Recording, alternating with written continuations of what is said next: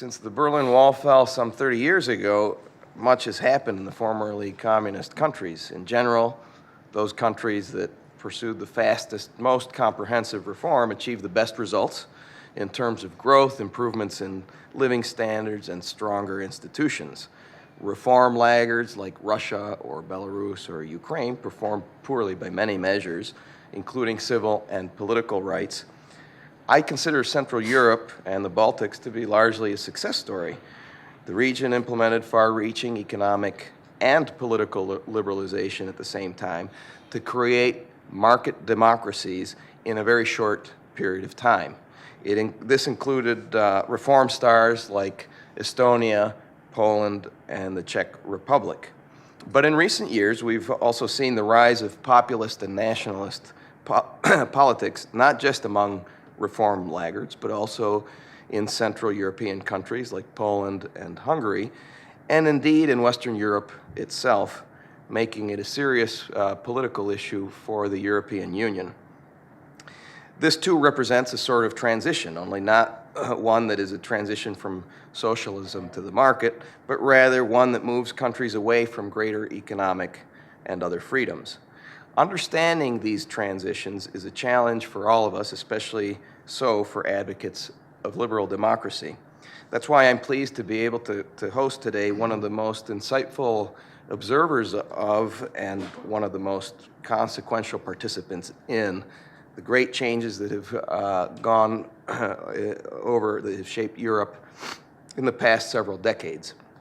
Leszek Balcerowicz was a deputy prime minister and finance minister of Poland when the Soviet bloc fell, and under his leadership, Poland became the first radical reformer in the region among the ex-socialist countries, putting the nation on a path toward growth and political stability.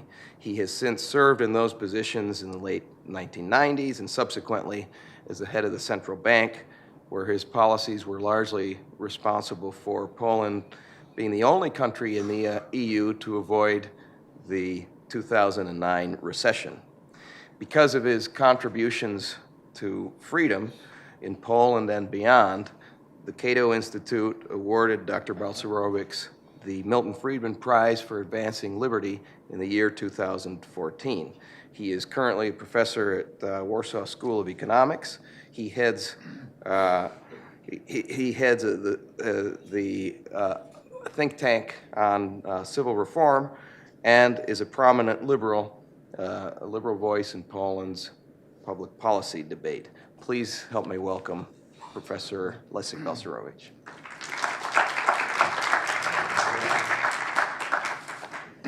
Thank you very much. In my professional life, I've dealt with monetary issues, fiscal issues, but first of all, with institutions or institutional systems, for the simple reasons that large differences in this system are the most important determinant of large differences in the standard of living, broadly defined. And there are some interesting comparisons. There are countries like North and South Korea, which used to be equally poor in the 50s, and then North Korea has 7% of South Korean per capita income. Less drastic, but still, amazing differences have appeared between East and West Germany. Poland and Spain in 1950 have about the same per capita income. In 1990, we have only 42%. So what is behind these huge differences which appeared in a relatively short time? It is not location, it is not climate, it is not culture in the sense of informal norms. First of all, there are huge differences in institutional systems. And this is why studying these differences, studying these systems and their impact upon standard of living and studying the changes is one of the most important subjects in social sciences. And I think still it is under research. Now, I start with two stylized facts regarding the transition regarding the dynamics of systems. The dynamic of a system depends on its nature. And I would contrast two kinds of a system. The one which have a real-life manifestation, I'm coming to this, it's called socialist or communist, was characterized by the total concentration of power, political power. And it could be foreseen, it produced very bad economic results.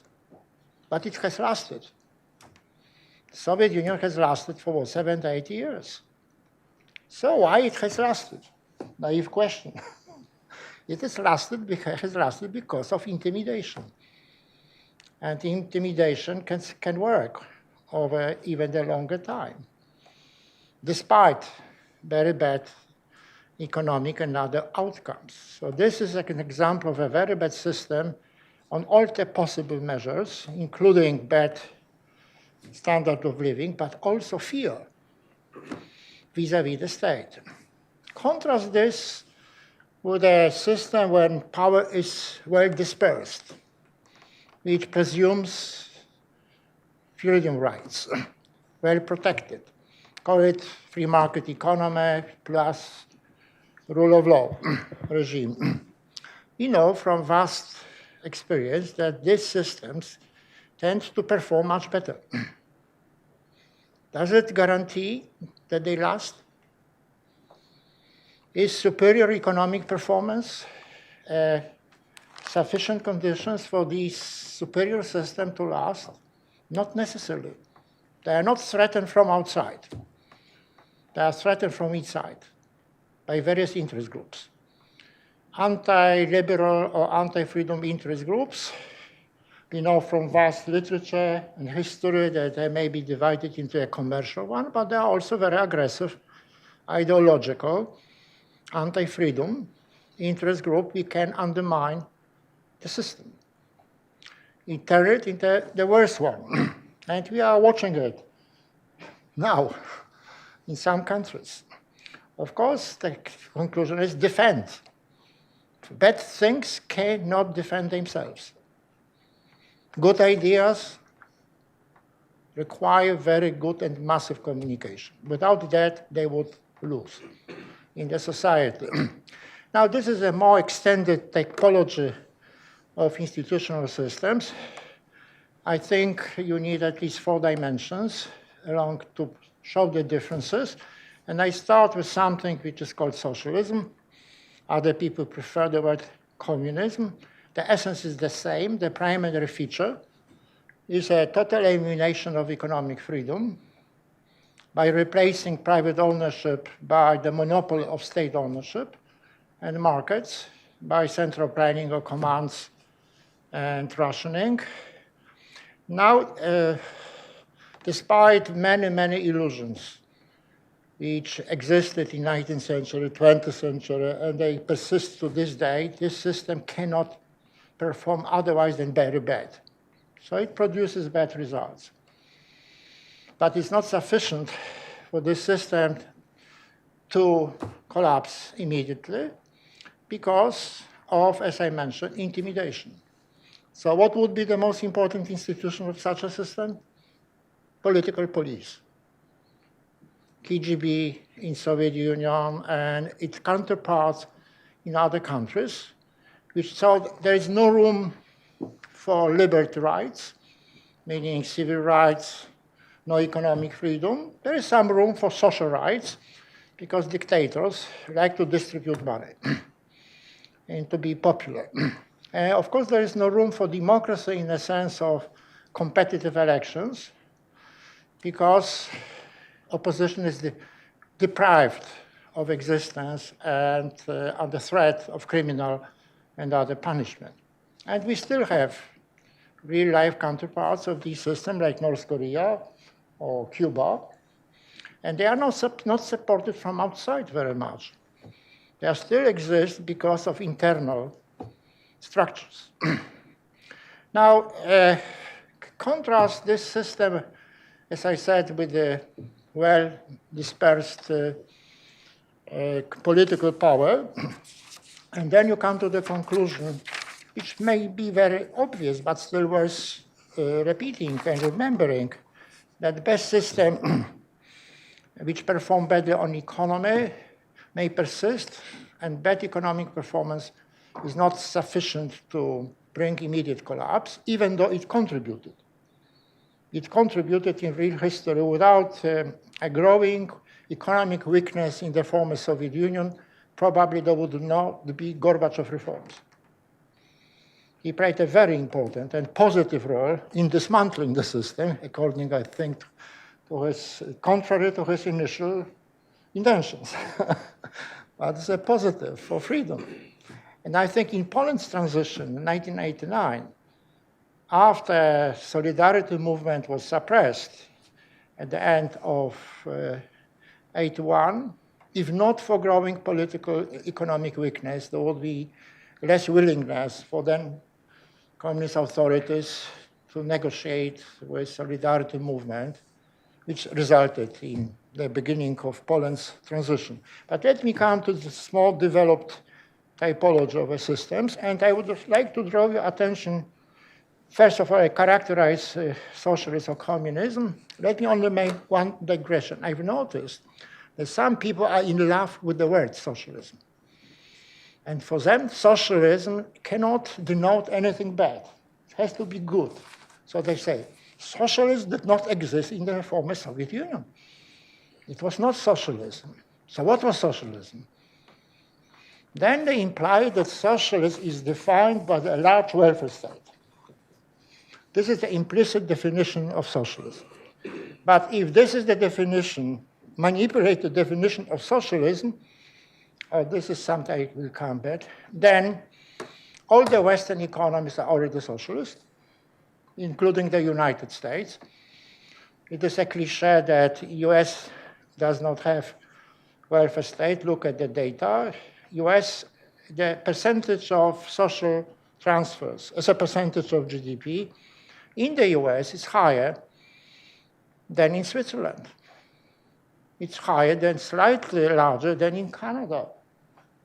So according to this manipulative definition, all the Western countries have already socialists, which shows, of course, that this is an absurd definition. So we have to stick the original one, meaning socialism is a total concentration of political power, including power of the economy, which requires dictatorship, unavoidably. Democratic socialism is a misnomer. Now, it happens that the bad systems collapse, even though it is extremely difficult to foretell. And I don't know anybody who have foretold exact timing and way in which the Soviet Union dissolved. We started a bit earlier, but still it was unexpected. But instead of trying to forecast what is very difficult to foresee, it's better to prepare, meaning prepare blueprints for the window of opportunity so that you are ready and do not need to completely improvise. And such a collapse happened, fortunately, between 89 and 91 in the former Soviet Union. In Poland, we started earlier. And then we have a living laboratory. I am coming now what one can call good transition from the point of view of Western standards. Rule of law, economic freedom, civil freedom, etc., etc. So initially, it seemed that all the countries of the former Soviet bloc were heading in the same direction, meaning these Western fundamentals. But then the transitions have diverged. And I show you a few data, if I can. Freedom of the press, generally speaking, at least until recently, Central and Eastern Europe countries have achieved Western levels, or also Western levels. But if you look at Belarus or Russia, then you see that this level of the freedom or unfreedom is more or less like in China or Cuba.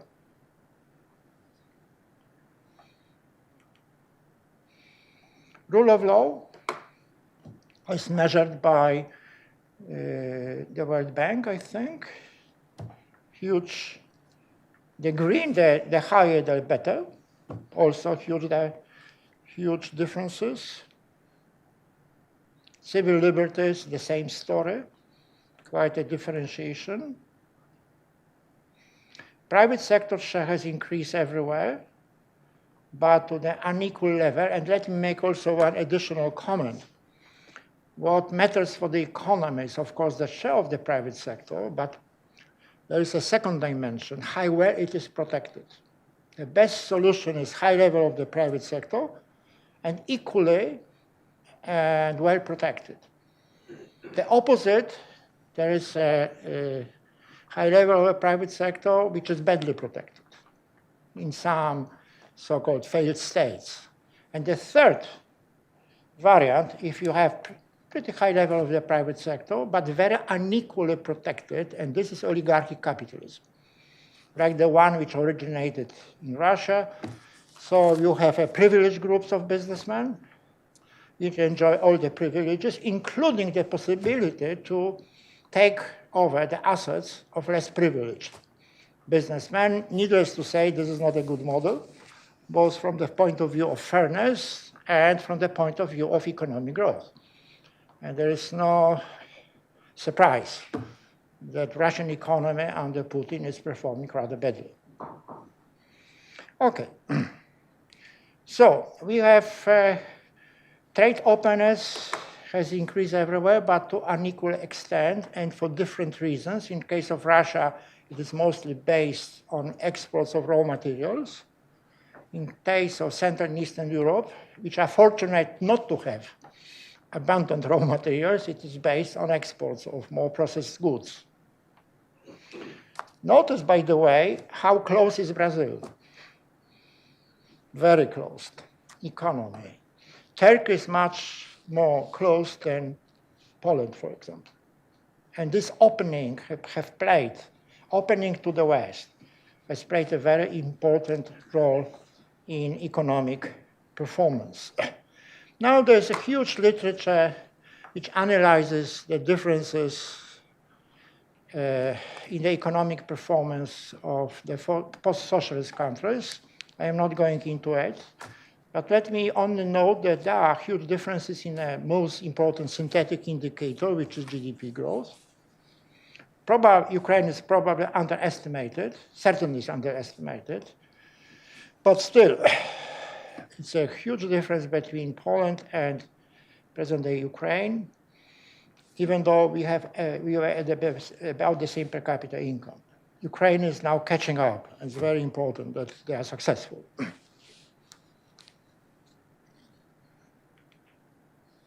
So what would be the general transition? Very unequal. As far as changes are concerned, especially in a political system. Secondly, democracy was established and maintained, at least until recently, in countries which introduced capitalism. And this confirms the former experience that no capitalism or private market economy, no lasting democracy. For the simple reason that if you control the economy, you control politics, or you may control politics. It's very nice. And also, so if you imagine that you start with a combination of open political competition plus socialist economy, then after a while, this economy will perform badly, and some people would try to change it by moving to a market economy, and then it would be either banned, this would be the end of democracy, or they would be allowed, and this would be the end of socialism.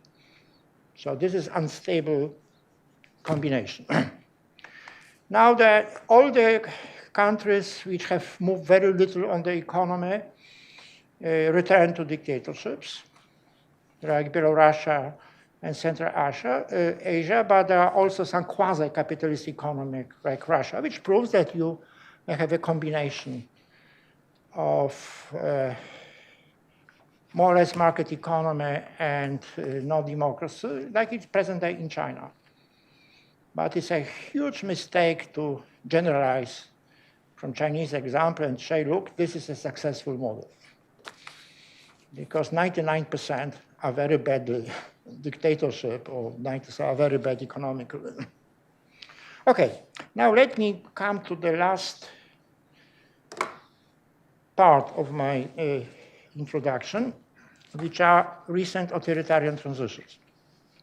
What I meant by that, if after free elections, this is not because of the coup d'etat, after free elections, and they could be divided into three blocks. The first is, what does it mean, a complete authoritarian transition? It means that opposition cannot win elections because it's so limited by laws or by the practical operation of the state apparatus that it cannot win. There are some cases of democratically reversed transitions, bad transitions, including Macedonia. And finally, in Poland, our transition incomplete, and it can go both ways. It seems to me that the likelihood of reverting to democratic system, fully democratic system, is increasing in Poland, but I cannot discuss that. Now, I think there is too much generalizations about various bad transitions. There is no one uniting reason for various bad transitions, and there are differences among them. I think the first step in analyzing the various cases has to be distinguished how did it happen that the political party or group have won elections, which then tries to introduce an authoritarian transition, has won elections. And secondly, if you want to eliminate democratic competition, what do you do? On the first, these two questions which I have asked in my presentation.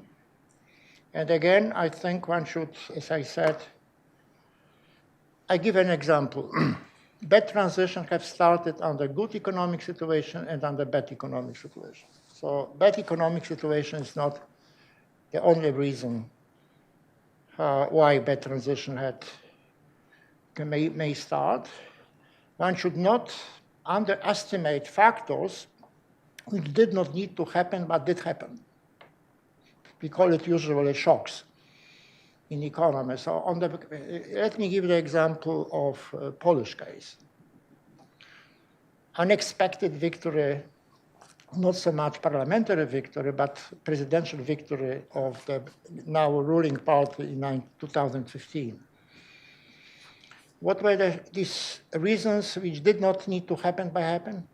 Very bad electoral campaign of the then incumbent president, and surprisingly good election campaign of the present president, despite the fact that the latter has presented a very bad program, but very attractive in technical terms. So one just cannot underestimate the importance of the technical quality of election campaigns in massive democracies.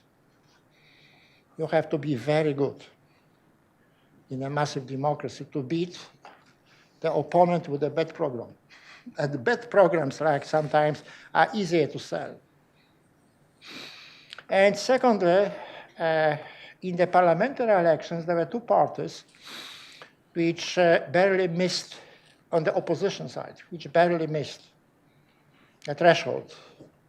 And this was sufficient for the parliamentary victory of the present ruling party, which is in Polish called PiS.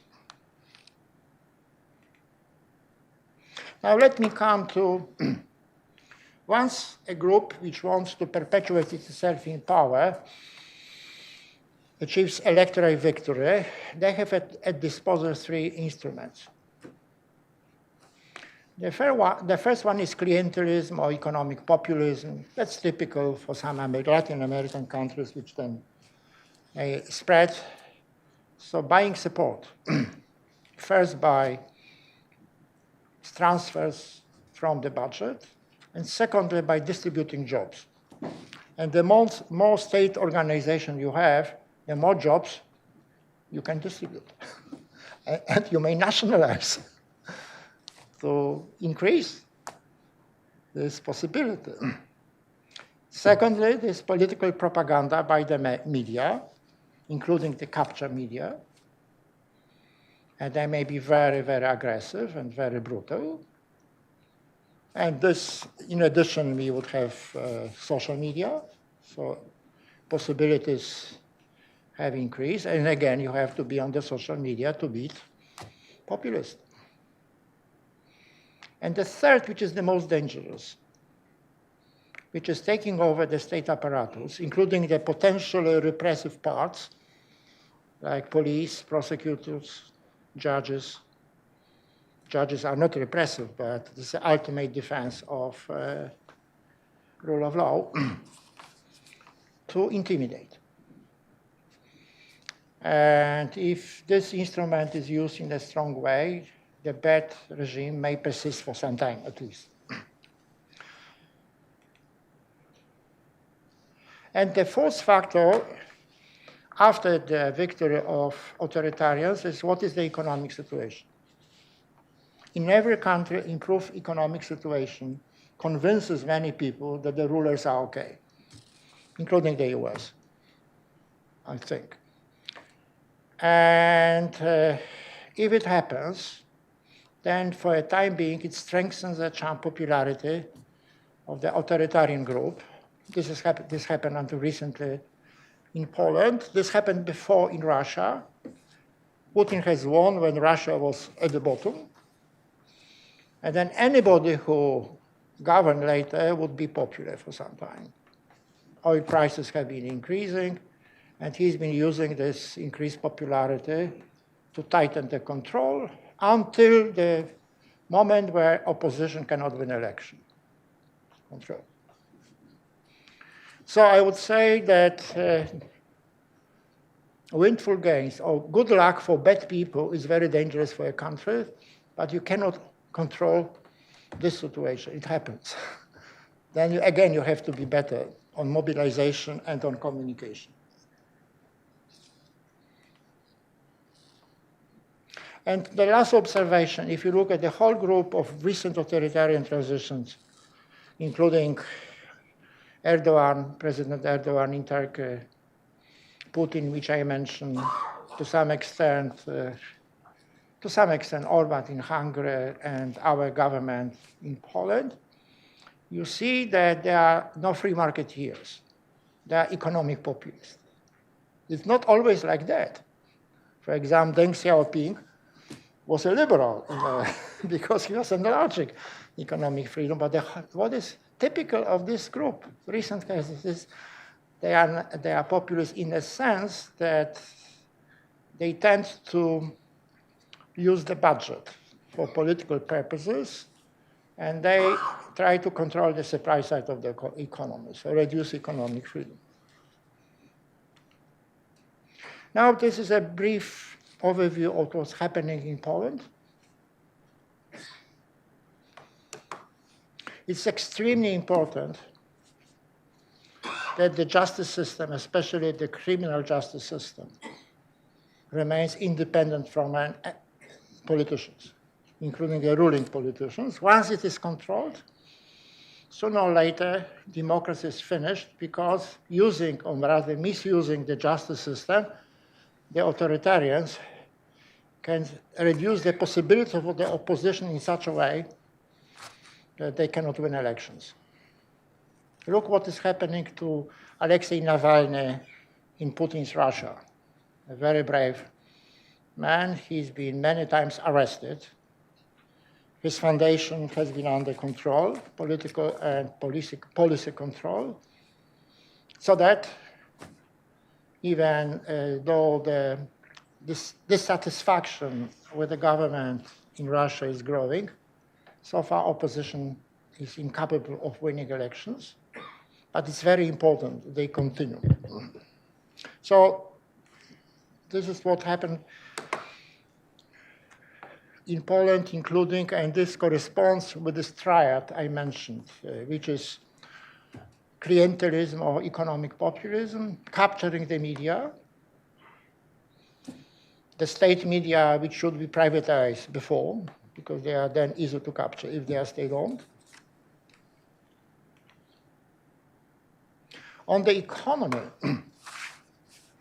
the growth has accelerated during the last 3 or 4 years, but it has nothing to do with their policies during this period. It's first of all due to acceleration of economic growth in the European Union, which comes to an end now, and a doubling of the inflows of Ukrainian workers, which come to Poland, and this is specific to Poland. And it's not completely clear that it will continue. But because of this and acceleration of structural changes, meaning, among other things, that more peasants migrate from villages to cities and increase their productivity. And this has boosted economic growth, has boosted the tax revenues, and created possibilities for more spending, which was used, as I said, for political purposes. But at the same time, the supply side of the economy has suffered.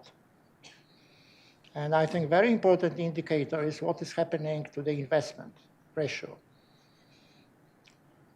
Despite the promises that investment would increase, which is very important for Poland, it has visibly declined. And there is no other explanation as that the reason was the increased level, perceived level of risk, political risk in Poland. These are some other indicators.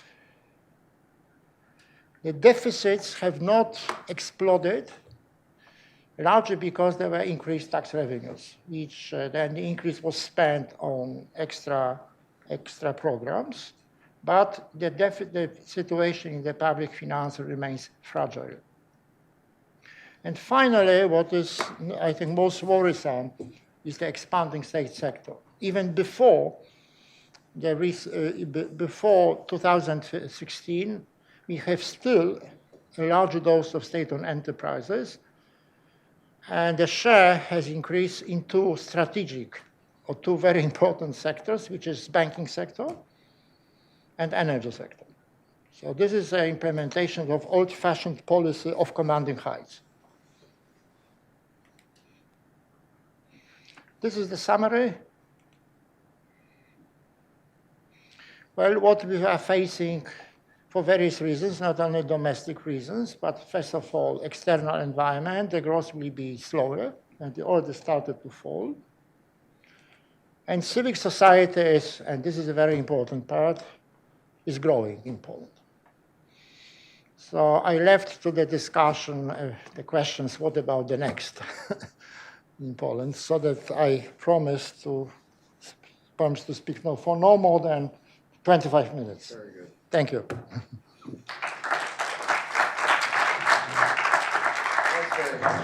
We do have time for questions. If you have a question, please raise your hand and wait for the microphone and identify yourself and your affiliation.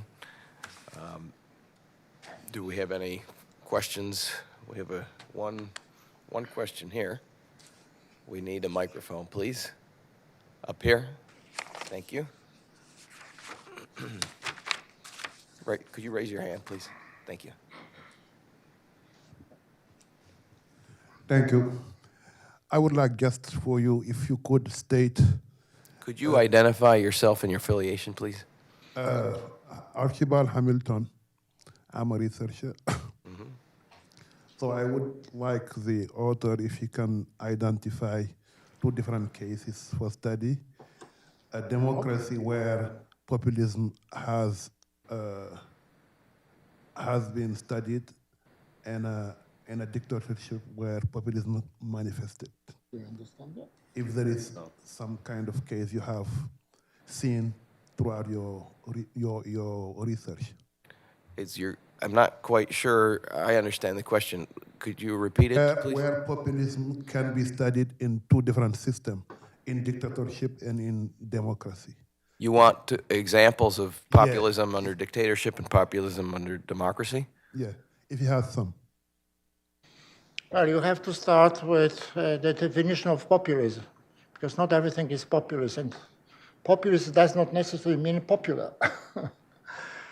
The classical definition of economic populism stems from Latin America, Rudy Dornbusch. This is the policy of fiscal stimulation, which brings about, if it continues, a fiscal collapse. At the same time, usually it goes hand in hand with damaging the supply side by increasing politicization. So in this sense, we have some manifestations of populism in the countries I have mentioned after these authoritarian cases of after free elections. You may speak of populism when you make a very exaggerated cases about immigration. And you present immigrants as evils. So you appeal to very negative emotions. So I would say this is an anti-immigration populism. And this has happened in Poland, unfortunately, recently. Yes. A question on the aisle there. John Osler, political researcher. I'm very interested in the EU expanding into the countries that were formerly under the Soviet Union. Especially, we know that Ukraine has had a request in with the EU for several years, since 2015, I believe. What's the chances that the EU will be expanding into the area formerly under Soviet control? Ukraine has concluded a couple of years ago a comprehensive association agreement with European Union, which brought about some opening of the market to Ukrainian products. It was associated also with certain conditions regarding reforms, eradication of corruption, etc., etc. I think these agreements are beneficial to Ukraine. I don't think it is very likely that in the coming years Ukraine would be admitted to the European Union. The chances are the greater, the more successful is Ukraine. So domestic reforms are the key. And I can only say that the new administration in Ukraine has made some promising measures, which were not done before. For example, the promise to end the moratorium of the privatization of land. I think it goes in the right direction. What are the countries in Europe that most concern you in terms of the rise of populism or even nationalism? Well, of course, I am concerned about my own country, and this is why I'm active. Yeah. In the European Union, I think Italy, because of the economy and of the political situation. And why Italy matters? Because it's a large country, and also a potential crisis, economic crisis in Ukraine, would be dangerous to the Eurozone. Even Greece was dangerous to the stability, but if there is a large country like Italy, that would be quite a big risk. Yeah. Yes, question in the aisle there. Question in the aisle. Could you raise your hand? Thank you. David Brazil, I'm an economist. You characterized Hungary as an example of authoritarian transition. Can you expand on that somewhat? Well, I am basing my... As to Yes. Why you characterize it as such? Well, first of all, I try to read a massive literature on what is happening in Hungary, and I have some friends which have first-hand knowledge about Ukrainian transitions. What are the components of the captured? It is, first of all, justice system, as I mentioned, and to my knowledge, the justice system is not completely independent, to say the least. And without that, it's very difficult to expect a fair political competition, which we call genuine democracy. The difference between Hungary and Poland, one of the differences is that so far, fortunately, the present regime does not aim of creating its own oligarchs. They rather aim at expanding the state sector and to distribute jobs. While in Hungary, judging for what can read from reputed reports, they have Orban has his own favorite oligarchs who tend to win, for example, to get government contracts.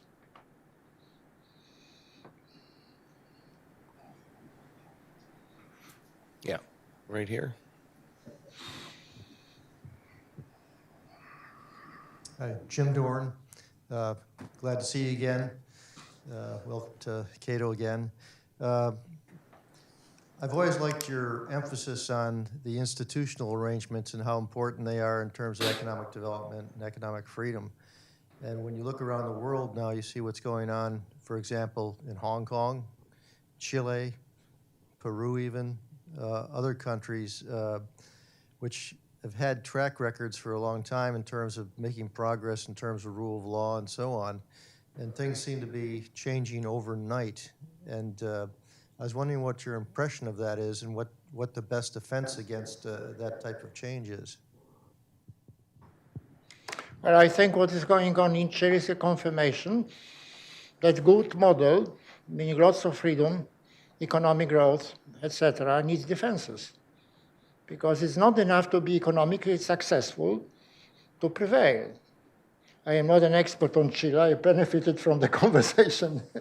And it seemed to me that in Chile you have well-organized groups which are motivated by anti-capitalistic or anti-liberal propaganda, which are not facing enough resistance in the form of communication and appealing to the people, to the masses of people who, compared to what has been happening in the most of Latin American countries, have hugely benefited. So one cannot overestimate the role of organized defense of good solutions, including communication. This is why I'm so happy to be always in Cato, to be guest of Cato. We don't have a battle of ideas. It sounds very good. Because we know more or less which ideas are destructive and which ideas, if implemented, are productive. We have a battle of communication. And the bad people can win the battle of communication. So we have to be better. That's it. Yes. Samar Chatterjee, Safe Foundation. Thank you, sir, for taking all this data on democracy and capitalism and dictatorship all over the world to make some sense out of it. And I don't know whether that is. Now, a lot of these things are made on judgment. Now, I'll use two examples to ask you a question. United States. I came to the United States in 1970.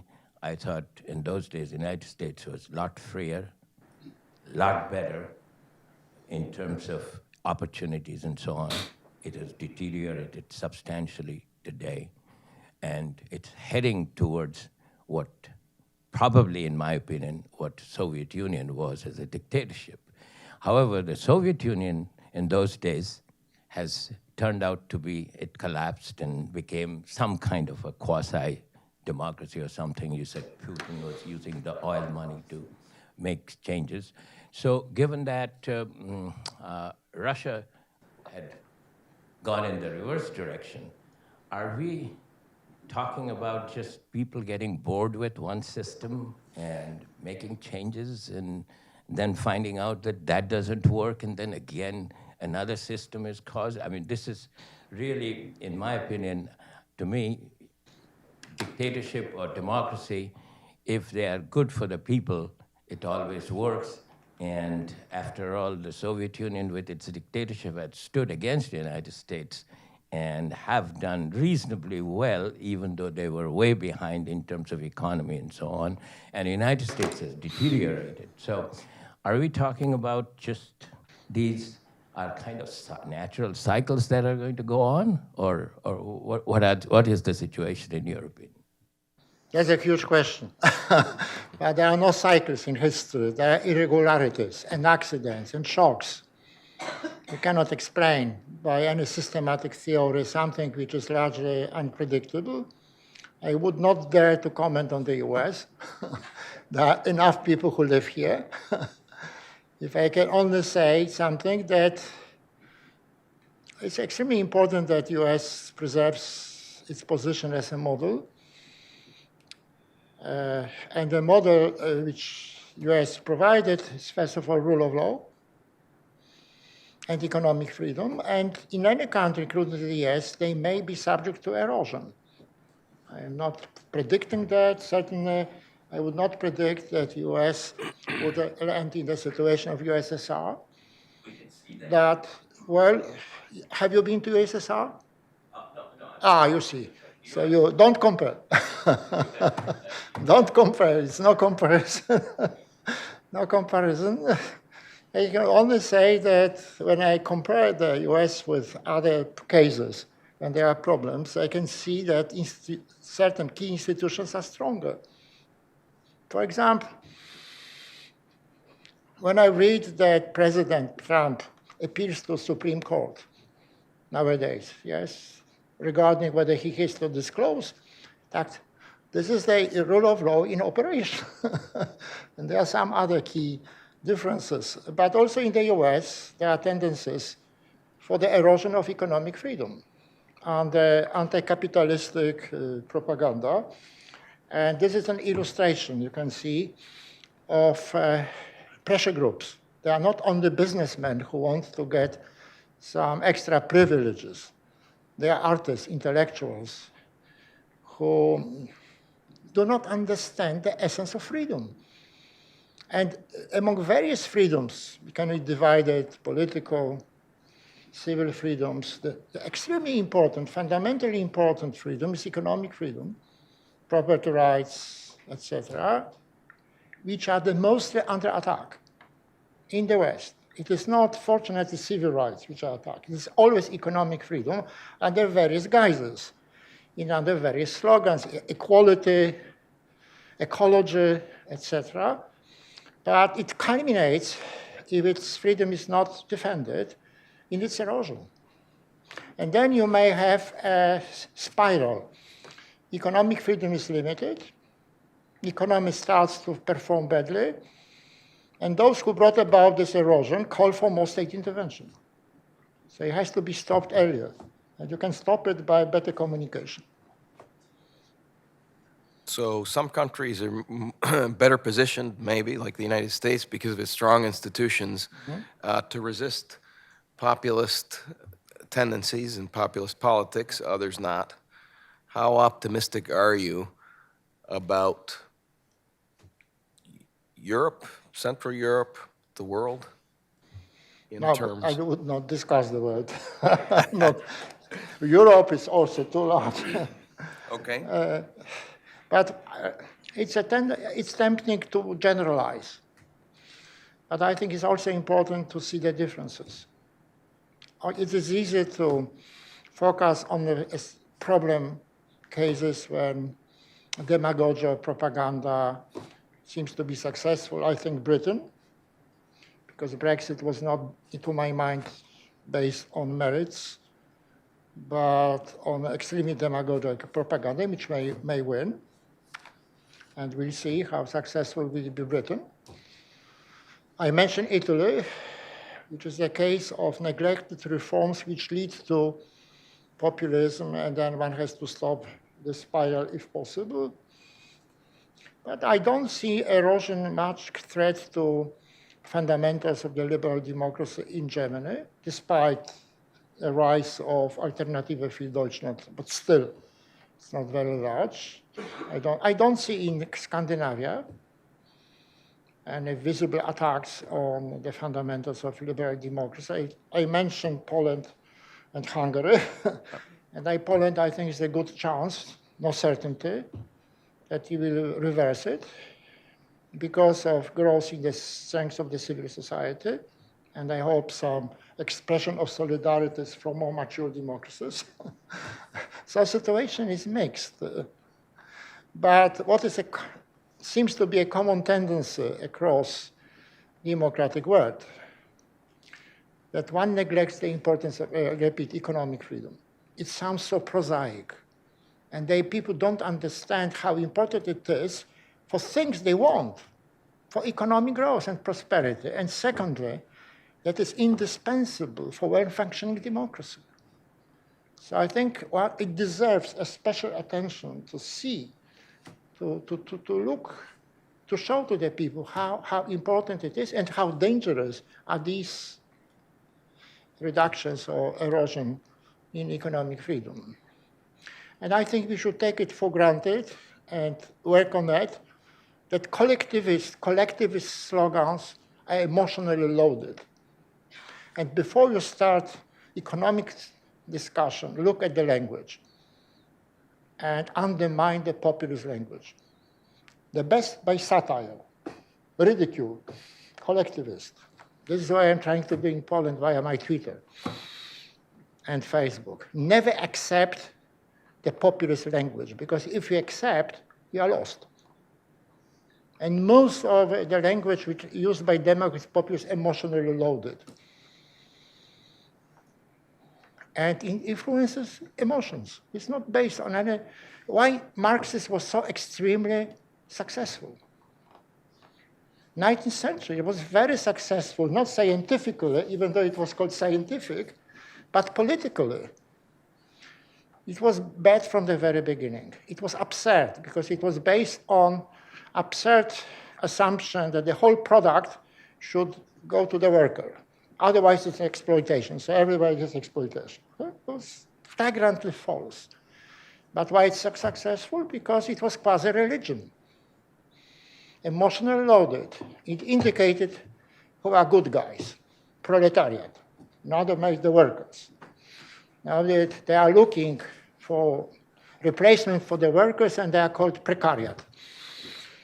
Then they were chosen people. This was the chosen people. Bad people. You have to point out to the enemy. Who are the enemy? They used to be called bourgeois, but they continue to be enemies. They are called now what? Super rich, capitalists, etc., etc. This is based completely on emotions. And then you have to point out to the paradise. Paradise, socialism. Socialism was supposed to be paradise. And it worked. Because emotions work, and it's easier to produce negative, destructive emotions, destructive for the system based on freedom. So, but this is the fact of life, and the only reasonable response to be better. Absolutely. And to be better in using the social media. Yeah. Yes, in the aisle there. Thank you. Adrian Chogel, retiree. You were interested, you were talking about institutions. One of the obviously critical thing is independence of the judiciary. And just thinking about it, is it easier to maintain an independent judiciary in a in a common law system than in a code law system? Because in the code law system, it is really essentially part of administrative structure. Any thoughts? Well, I know there is a research on that you have independent judiciary in both systems. You have this independent in Germany, in Netherlands, in Scandinavia, and in Britain. So you don't need to fight for the common law, which is impossible to introduce. Fight the authoritarians. And then you are successful, because they want to capture the justice system in order to stifle the opposition.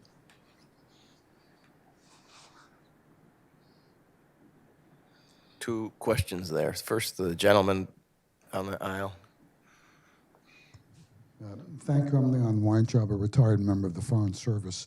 You spoke in somewhat positive terms about the Scandinavian countries. You didn't see any threats coming from there. Those who often praise or speak highly of socialism for the United States often point to those countries as models. Are there specific things that we might learn from them, or do you see some problems that it's working there, but it wouldn't work here. Those who mention Scandinavia as a model and live in the US, they don't know what they're speaking about. Because they present this as a paradise without explaining why it is a paradise. But if you ask them, that probably they would say it is because of welfare state, large social spending, etc., etc. And this is why I've shown you that United States has already a large welfare state. So what else? They should be asked, what else you recommend in this model? And I don't think they can respond in a convincing way. Besides, even if you have something which is good in a country which has 5 million people, like Denmark, it's not enough to say, hey, let us introduce in the United States. And the third point, that in some respects, for example, Sweden, it's more, how to say, liberal in the European sense than the United States. In what respects? For example, education.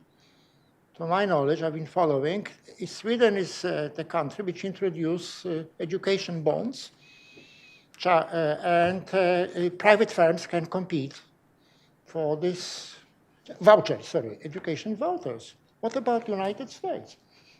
I think teachers' union has been blocking these innovations.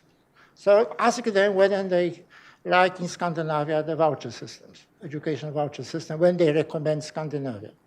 Now, unfortunately, and this is again something which is unavoidable but has to be reacted, politicians do not discuss modern physics. 80% they discuss economics. And 60% is a bullshit. They're slogans.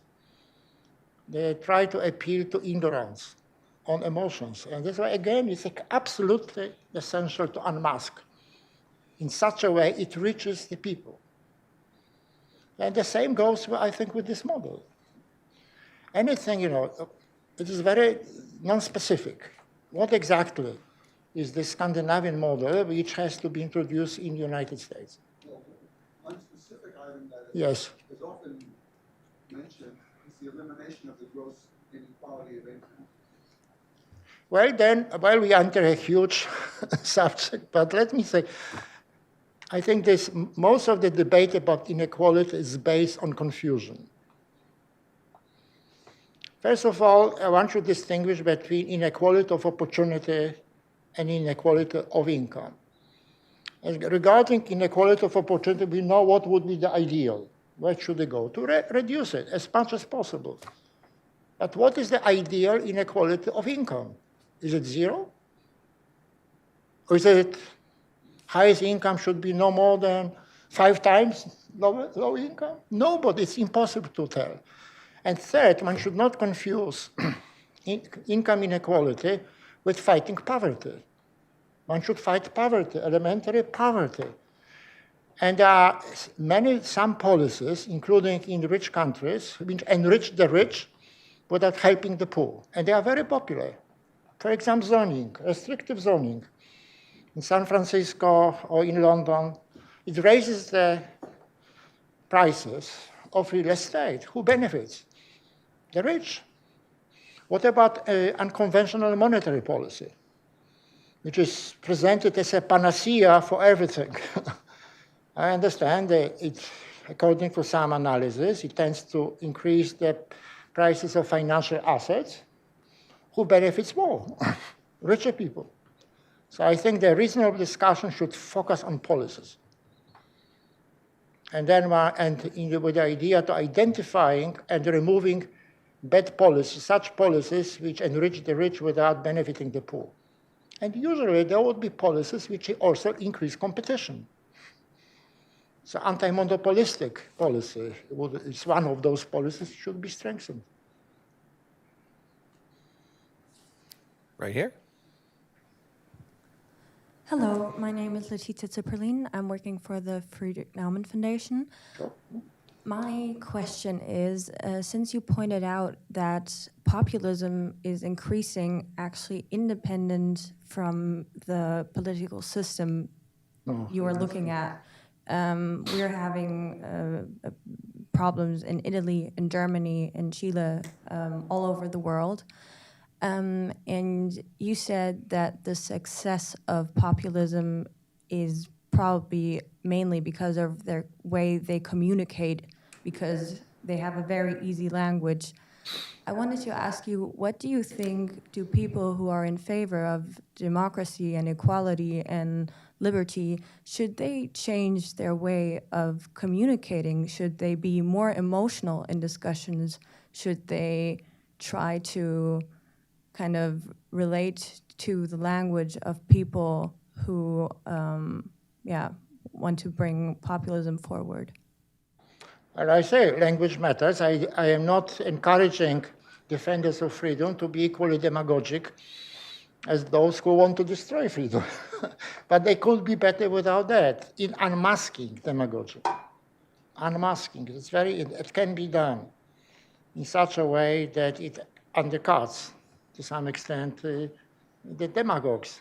But let me also mention what would be one of the important general reasons why anti-market and collectivist communication tends to be successful. Because one of the cliches, I think, which is widely accepted, including mainstream economics, that whenever it is a crisis, it is due to free markets.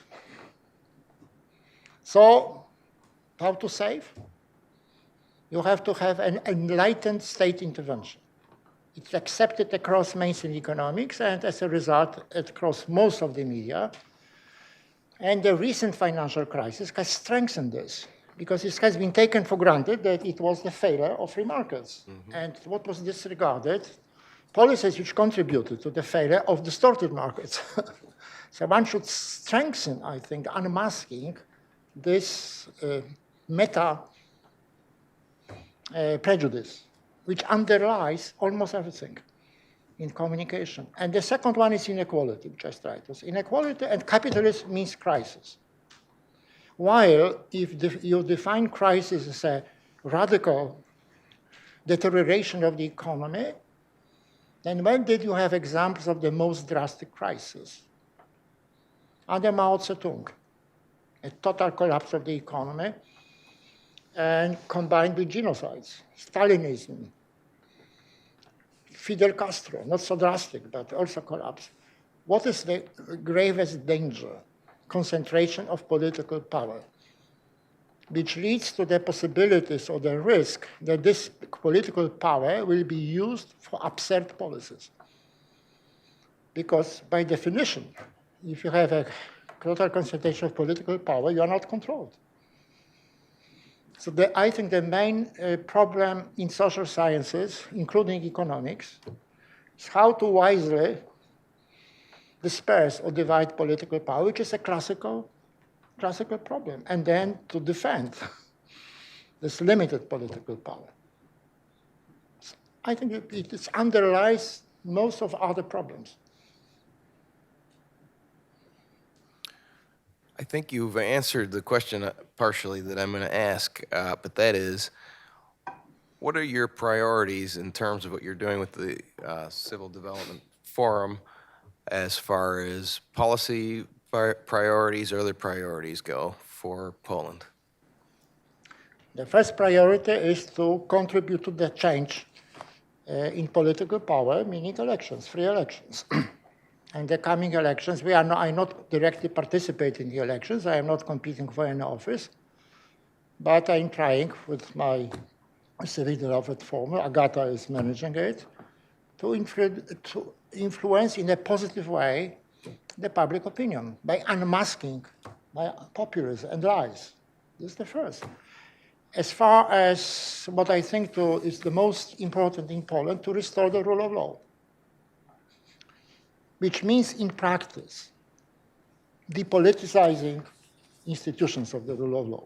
This is in practice, starting with Constitutional Tribunal, which was occupied in an unconstitutional way. Prosecution, we discussed, I think, the dangers which are coming from prosecution to the rule of law and justice are under-researched. I am not speaking about misuse of plea bargaining in the US. I'm speaking about the dangers once prosecution is being captured. And then you can harass your opponents and undermine the opposition. That's extremely important to look at. And then finally, the courts, which so far has defended themselves with the support of civil society. And then to reverse these anti-market measures like nationalizations of the banks.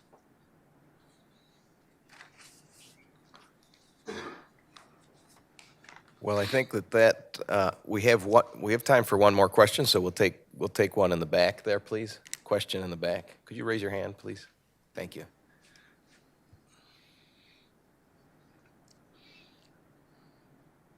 Thanks for this excellent talk. My name's Bob Gersoni. I'm a retiree also. And I wonder, do you have some examples of political figures or institutions that are effectively rising to the defense of the values that you're advocating? You mean, I know Poland the best. And we have many lawyers who defend the independence of the courts. We have an association of independent prosecutors who criticize the present prosecution, and they take certain risk. We have created an association, a sort of a forum for the coordination of think tanks in Poland, including the think tank I have created some years ago, to operate better, to coordinate the defense of the independence of the rule of law. So these are the examples. What counts really? Organization and communication. And one can do it. What about businesses and entrepreneurs? Where do they stand? Each individual entrepreneur is afraid. And to some extent, he's correct, because under the regime which can use or misuse, for example, tax administration, why should you risk your business? But what can be done, I think, is more action on the part of association of business. Mm-hmm. They are trying to do, but still too much they like to be polite vis-a-vis authoritarians. But let me mention that we have foreign investors, including from America, and they behave in such a way as to have peace. They could do more via their associations. We have Chamber of American Investors, German, etc. And some years ago, I think 3 or 4 years ago, I invited them and told them, look, each of them you may be vulnerable. But what about common defense? Why don't you create a chapter? This, you expect the authorities to respect these rules. They were very happy about the proposal and did nothing, which is the problem of collective action. Well, thank you very much for joining us. Your challenge there in Poland is a challenge of so many people who are trying to achieve the same things all around the world. And so your talk was very useful to us, and I'm sure to people who are listening online and here in the audience today. So please join me in thanking Leszek Balcerowicz for his comments.